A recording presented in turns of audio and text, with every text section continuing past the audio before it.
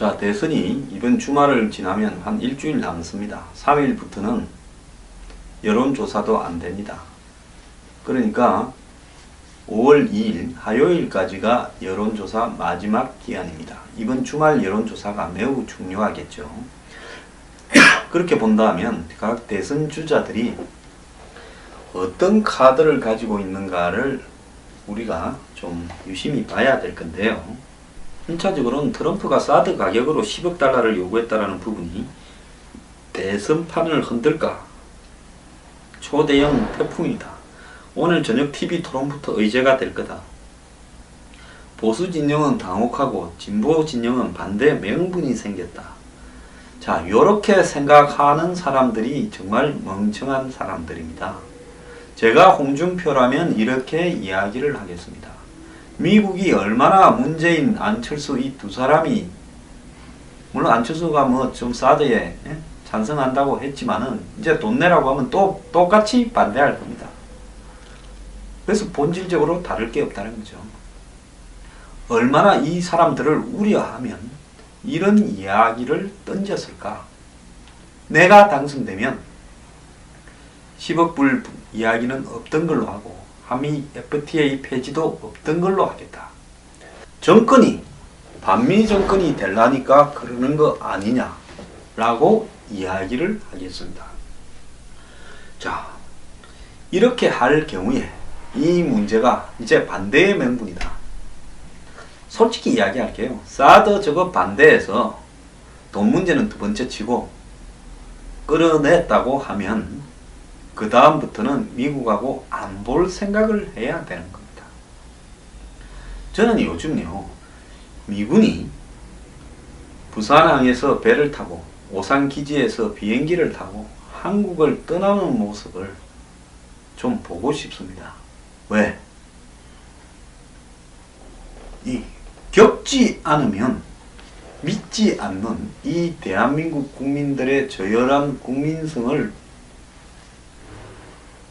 이렇게 한번 일깨워 주려면 직접 미군이 떠나는 모습을 보고 그 떠나는 모습이 대한민국의 부동산 가격이나 주식 가격, 채권 가격에 얼마나 영향력을 미치고 한국 기업들이 코리아를 떠나는, 앞다투어 떠나는 모습들을 볼 때 정신을 차릴 수 있을 거다는 겁니다.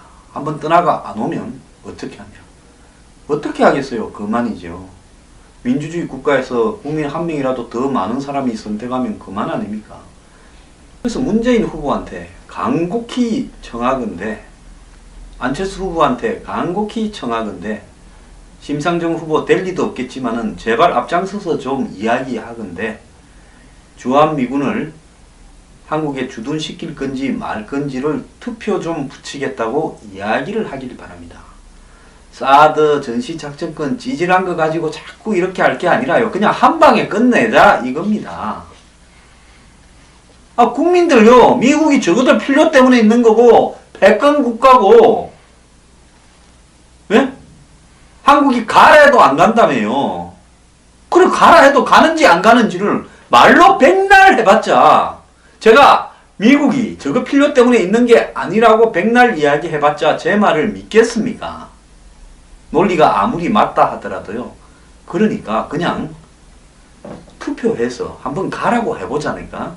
그러면 가면 그 뒤에 벌어질 일들을 생각하면 누구 때문에 있었는가 하는 것이 알게 될 거 아닙니까? 사드도 빼라고 한번 해보자니까요. 투표해서 빼고 나면 누구 때문에 있는 것인가 한번 해보고요.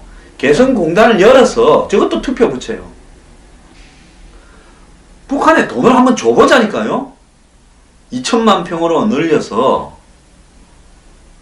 그리고 국가보안법도 국회에 야당이 많으니까 폐지를 시키세요. 그래서 어떤 일이 벌어지는가 다 보자니까. 하고 싶은 대로 다 한번 해보기를 바랍니다. 그런 다음에 벌어질 일에 대해서는 정부가 똑같이 책임을 져야 되지요. 찬성했거나 반대했거나. 그러지 않습니까? 뭐 하자는 겁니까? 끝도 없이.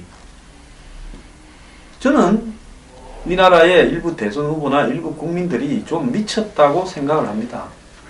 어쨌거나 미쳐도 국민이고 미쳐도 한 표이기 때문에 내가 홍준표 후보라면 주한미군부터 사드부터 미국과 관련되는 모든 사항을 몽둥 걸어갖고 국민투표 한번 붙여버리겠다고 하겠습니다. 그리고 이것은 좌파 후보들 때문에 그렇게 이야기하는 거고, 내 우파 후보가 되면 그럴 일 없을 거다. 좌파 후보가 되는 것을 미국이 불편해서 미리 거물을 던진 것이다 라고 이야기를 하겠습니다. 언론들이요, 황태순 씨한테까지 사드 배치가 이렇게 어떤 영향을 미치는가 어쩌는가에 대해서 전화 걸어서 묻고는 저한테는 하나 묻는 사람이 없습니다. 전문가라고 이야기하는 사람들 전부 될 만한 사람 입장에 서서 헛소리하고 있습니다. 사드 10억 불 한미 FTA 폐지는 보수 후보들한테 유리한 요소입니다. 그게 왜 불리합니까? 자, 트럼프의 발언 두 가지는 한국의 보수 후보 도와준 거다라고 생각하면 되는 겁니다. 자, 안철수 후보 막판에 승부수 던졌는데요. 임기 단축 개헌 카드로 김종인을 견인하고 역전성을 노린다. 이런 제목이 나오는데, 김종인 전 대표는 안철수 후보와 나눈 이야기에 대해서 믿음을 갖고 있다면서 지원 요청을 사실상 수락하겠다는 뜻을 밝혔습니다. 이분도 그냥 수락하면 빨리 해버리든가 뭔 사실상 말을 이렇게 오래 하고 애매하게 합니까? 저 같으면 대선 출마까지 선언했으면 지금까지는 뜁니다. 참 답답합니다. 그래서 안철수가 오늘 오전에 기자회견한 데 대해서 내용 자체는 별 의미 부여를 하지 않는다면서 안철수를 도와야 된다. 민주당을 살려놓고 다 죽어가던 여소야대를 만들어 놓은 장본인으로서 상황을 책임져야 된다. 이렇게 이야기를 했고, 안철수가 당신한테 이야기한 것과 내용이 달라서 고민하느냐 하니까 그런 고민은 안 한다면서 마음 변할 일이 없다라고 이야기를 하고, 그러면 개혁 공동정부위원장을 수락한 거냐고 하니까 마음대로 해석하면 된다. 정말 뭔 이야기를 하는 겁니까? 안 후보가 5월 9일 당선이 되면 이튿날부터 정부를 운영해야 되지 않느냐. 그러면 당선과 동시에 내각을 어떻게 구성해야 된다. 후보가 선거기간 정신없이 돌아다녀야 되니 그런 준비를 할 사람이 없으니 그거 도와주는 거다. 그래서 자기 정부 내각 구성을 자기가 주도해서 준비하겠다라는 뜻으로 해석이 됩니다. 자, 그러면서 입장 발표를 30일, 그러니까 모레까지 유보한 부분에 대해서 오늘 나도 생각을 좀 해봐야 되지 않겠느냐라고 이야기를 했습니다. 자, 결국 그러면 안철수 킹메이커 하는 거냐라니까 킹메이커라 할 수도 없다. 뭐 정치라는 것은 서로 적도 됐다가 도와주고 그런 거 아니냐 이렇게 말을 합니다. 자, 어쨌거나 안철수가 오늘 아침에 이야기할 때는 국회에서 개헌안을 낼 때 대통령 임기 단축을 이야기하면 받아들일 수도 있다라고 하면서 하나마나한 임기 단축 이야기를 했다고 보는데요. 오후 들어서는 임기 단축 개헌 카드를 꺼내 들었다라고 보도가 되고 있습니다. 안철수는 어제 오전에 기자회견에서 국회와 협력해서 당선되면 개헌을 추진하겠다. 제왕적 대통령제 폐단을 없애는 권력구조가 합의되면 거기 따르겠다. 적극적으로 이야기한 것도 아닙니다. 기자들이 개헌에 임기단축이 포함되는가 묻자 국회에서 논의되고 결정되는 대로 모두 수용하고 받아들이겠다. 그래서 임기단축을 자기 입으로 직접 이야기하지를 않았지만은 개헌 논의 과정에서 19대 대통령의 임기를, 그러니까 2020년 4월까지로 줄여야, 3년으로 줄여야 대통령직을 이렇게 개헌할 때까지만 하는 걸로 해야 개헌하고는 국회와 대통령이 동시에 출발할 수 있다. 이렇게 하면 거기에 따르겠다라는 의미로 해석되는 말을 했을 뿐입니다. 말을 뭘 이렇게 어렵게 합니까? 애초에 김정희는 개헌, 연정, 3년 임기 단축을 이야기해왔고 그걸 끌어내기 위해서 탈당을 했고 국회의원직도 던졌고 대선 출마도 한때 했었습니다. 그런데 김종인의 말을 수용한다는 것 중에 그 개혁 공동정부를 구성하겠다고 해서 연정은 또 그렇게 바꿨고 개헌은 국회에서 하면 따르겠다고 했고 임기단축은 본인의 입으로 이야기를 하지 않다가 그러면 임기단축이 포함되면 어떻게 하냐 하니까 거기에 따르겠다는 의미로 해석되는 말을 했습니다. 안철수 후보 참 정치 못합니다. 지금 솔직히 이야기합시다. 확률로 따져서 안철수가 대통령이 될 가능성은 홍준표가 될 가능성보다 더 낮다고 보고 있습니다. 가면 갈수록 진이 빠질 겁니다. 자, 지금 안철수가 하는 모든 공약이나 약속, 성부수들은 전부 다 공수표가 될 가능성이 아주 높은 것들입니다. 아니 대통령 당선 안 되면 이게 다 무슨 소용이 있는 이야기며 개혁 공동정부가 무슨 의미가 있는 겁니까? 일장춘몽이고 말장난에 불과했고 돈 안 드는 그림이었죠.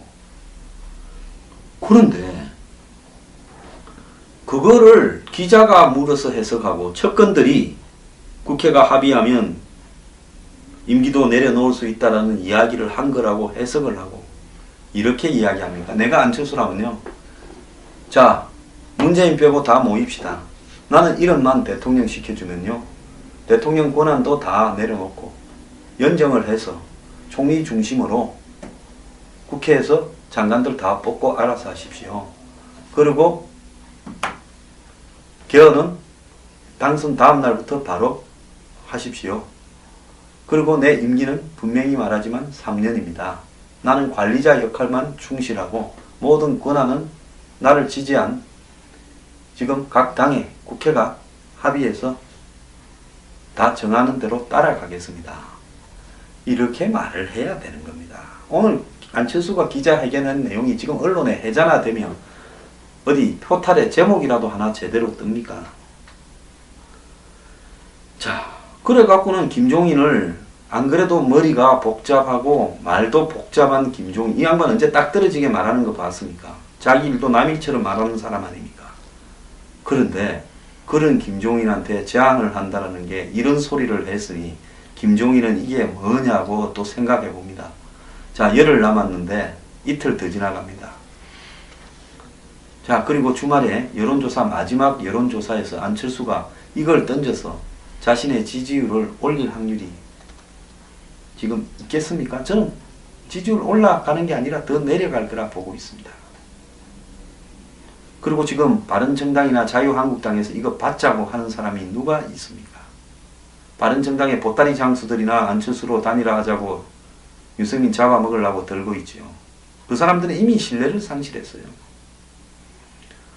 자, 안철수는 마지막 던질 수 있는 카드를요. 모든 것을 다 내려놓고 안보도 철저히 하겠다고 하면서 호남표 좀 잃더라도 나머지 중도 보수들을 다 끌고 오겠다고 생각하면서 반문표하고요. 그렇게 승부수를 던졌어야 되는 겁니다. 그러니까 사람이 그릇이 그것밖에 안 되면 마지막 승부수를 딱 한 번 쓸 수 있는 카드를요. 죽도 밥도 아니게 써버렸습니다. 김종인이 도와주고 안 도와주고를 떠나서 안철수는 최후의 반전 카드를 날려버렸고요. 안철수가 전세를 역전시킬 가능성은 없다고 저는 봅니다. 신율 교수는 확실한 임기 단축 개헌 카드가 보수층을 노린 강력한 승부수가 될 수 있다. 참 진짜 저는 제가 평론을 하지만 평론가 책임 제도를 좀 도입하고 싶습니다. 말 정말 함부로 하고 정치판에 여기저기 줄 서서 평론하는 사람들이 자기 평론이 맞추는 확률에 따라서 확률 70% 미만들은 평론을 좀 못하게 했으면 좋겠습니다. 자, 그래서 안철수는 죽 서서 개를 줘버렸다고 생각을 합니다. 자, 남은 것은 보수 후보 두 사람인데요. 이 두 사람은요, 제가 볼 때 단일화를 해야 두 사람 다 살 수 있습니다. 여론조사를 통해서 두 사람 단일화를 해야 될 거라고 보고요. 단일화를 하면 어제 트럼프의 사드 10억 불 발언이나 더 나아가서 한미 FTA 폐지 발언은 바로 문재인, 안철수 당신들을 보고 한 이야기고, 우리가 되면 저 발언은 내가 책임지고 트럼프한테 가서 취소를 얻어오겠다. 그래 못하면 내가 대통령 사퇴하겠다고 토론에 이야기하면 되는 겁니다. 근데 이분들도 머리가 끝까지 돌아갈지는 모르겠습니다. 대선 막판에요, 전부 머리들이 돌이라 가지고 똥인지 오줌인지 된장인지 구별을 못하고 있는 것 같습니다. 그 뭐 도토리 키재기죠.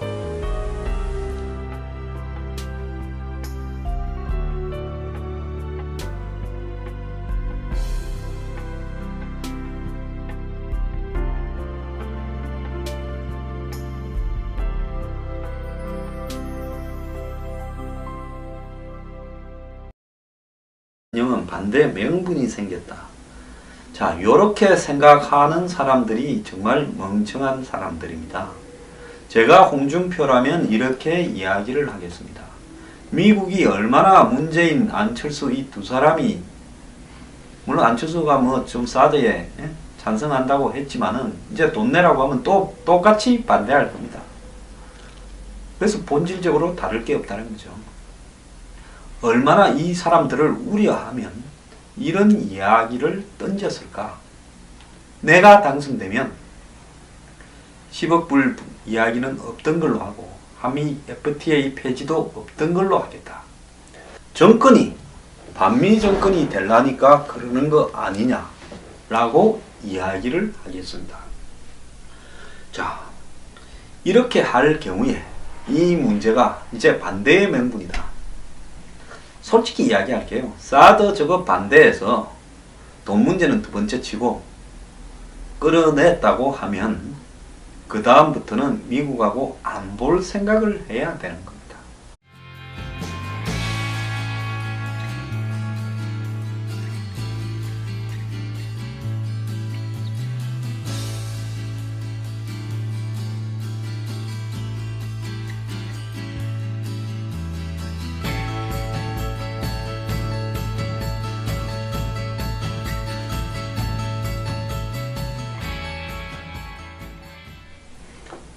자, 대선이 이번 주말을 지나면 한 일주일 남습니다. 3일부터는 여론조사도 안 됩니다. 그러니까 5월 2일 화요일까지가 여론조사 마지막 기한입니다. 이번 주말 여론조사가 매우 중요하겠죠. 그렇게 본다면 각 대선 주자들이 어떤 카드를 가지고 있는가를 우리가 좀 유심히 봐야 될 건데요. 1차적으로는 트럼프가 사드 가격으로 10억 달러를 요구했다는 부분이 대선판을 흔들까? 초대형 태풍이다. 오늘 저녁 TV 토론부터 의제가 될 거다. 보수 진영은 당혹하고 진보 청하건대 안철수 후보한테 간곡히 청하건대 심상정 후보 될 리도 없겠지만은 제발 앞장서서 좀 이야기하건대 주한미군을 한국에 주둔시킬 건지 말 건지를 투표 좀 붙이겠다고 이야기를 하길 바랍니다. 사드 전시작전권 찌질한 거 가지고 자꾸 이렇게 할 게 아니라요. 그냥 한 방에 끝내자 이겁니다. 아, 국민들요. 미국이 저것들 필요 때문에 있는 거고 패권 국가고 예? 한국이 가라 해도 안 간다며요. 그래 가라 해도 가는지 안 가는지를 말로 백날 해봤자 제가 미국이 저거 필요 때문에 있는 게 아니라고 백날 이야기 해봤자 제 말을 믿겠습니까? 논리가 아무리 맞다 하더라도요. 그러니까 그냥 투표해서 한번 가라고 해보자니까. 그러면 가면 그 뒤에 벌어질 일들을 생각하면 누구 때문에 있었는가 하는 것이 알게 될 거 아닙니까? 사드도 빼라고 한번 해보자니까요. 투표해서 빼고 나면 누구 때문에 있는 것인가 한번 해보고요. 개성공단을 열어서 저것도 투표 붙여요. 북한에 돈을 한번 줘보자니까요. 2천만 평으로 늘려서. 그리고 국가보안법도 국회에 야당이 많으니까 폐지를 시키세요. 그래서 어떤 일이 벌어지는가 다 보자니까. 하고 싶은 대로 다 한번 해보기를 바랍니다. 그런 다음에 벌어질 일에 대해서는 정부가 똑같이 책임을 져야 되지요. 찬성했거나 반대했거나. 그러지 않습니까? 뭐 하자는 겁니까? 끝도 없이. 저는 우리나라의 일부 대선 후보나 일부 국민들이 좀 미쳤다고 생각을 합니다. 어쨌거나 미쳐도 국민이고 미쳐도 한 표이기 때문에 내가 홍준표 후보라면 주한미군부터 사드부터 미국과 관련되는 모든 사항을 몽둥 걸어갖고 국민투표 한번 붙여버리겠다고 하겠습니다. 저는 요즘요, 미군이 부산항에서 배를 타고 오산기지에서 비행기를 타고 한국을 떠나는 모습을 좀 보고 싶습니다. 왜? 겪지 않으면 믿지 않는 이 대한민국 국민들의 저열한 국민성을 이렇게 한번 일깨워 주려면 직접 미군이 떠나는 모습을 보고 그 떠나는 모습이 대한민국의 부동산 가격이나 주식 가격, 채권 가격에 얼마나 영향력을 미치고 한국 기업들이 코리아를 떠나는, 앞다투어 떠나는 모습들을 볼 때 정신을 차릴 수 있을 거다는 겁니다. 한번 떠나가 안 오면 어떻게 하냐? 어떻게 하겠어요? 그만이죠. 민주주의 국가에서 국민 한 명이라도 더 많은 사람이 선택하면 그만 아닙니까? 그래서 문재인 후보한테 간곡히